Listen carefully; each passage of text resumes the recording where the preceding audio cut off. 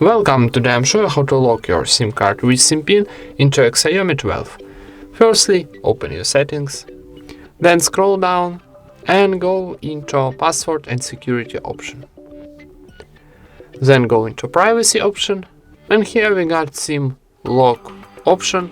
If you got two SIM card into your SIM slots, choose your SIM card and activate this option, lock SIM card. For locking SIM card, need to enter your PIN, maybe for example 1, 2, 3, 4, and tap OK. And that's it. So easy, right? Thank you for watching, leave thumbs ups and subscribe to our channel.